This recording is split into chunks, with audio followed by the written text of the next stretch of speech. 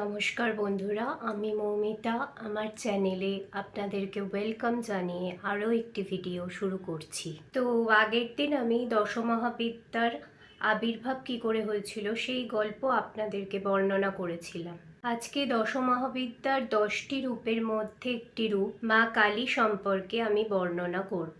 কালী শব্দটির মধ্যে কাল কথাটি রয়েছে। যিনি মহাকালের সঙ্গে থাকেন তিনিই কালী। কালকে যিনি বহন করেন তিনিই কালী।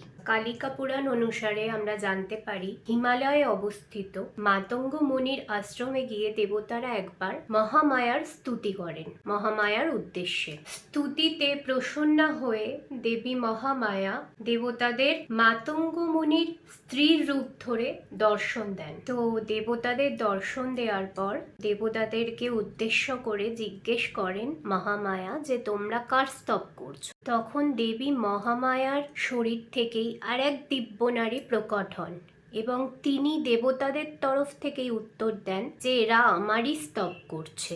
সেই নারী ছিলেন কাজলের মতন কৃষ্ণবর্ণা, এই কারণেই তার নাম হয় কালী। আবার শ্রী শ্রী চণ্ডী অনুসারে আমরা জানতে পারি যে দেবতারা শুম্ভ নিশুম্ভ, অসুর যে দুজন ছিলেন শুম্ভ নিশুম্ভ, তাদের অত্যাচারে অতিষ্ঠ হয়ে দেবতারা হিমালয় পর্বতে যান এবং সেখানে গিয়ে দেবীর বন্দনা শুরু করেন। তো এই সময় দেবী পার্বতীর দেহ থেকে কৌশিকী আবির্ভূতা হন এবং কৃষ্ণবর্ণ ধারণ করেন, যাকে আমরা কালী রূপে জানি। কালীর 9 রকম রূপ আছে এবং এই 9টি রূপ হলো দক্ষিণাকালী, মহাকালী, শ্মশানকালী, গুহ্যকালী, ভদ্রকালী, চামুণ্ডাকালী, সিদ্ধকালী, হংসকালী ও কাম কলাকালী। এবার আসি মা কালীর রূপ সম্পর্কে। তিনি হলেন করাল বদনা, ঘোড়া মুক্তাকেশী ও চতুর্ভুজা, দক্ষিণা দিব্যা, মুন্ডমালা বিভূষিতা, মহামেঘের মতো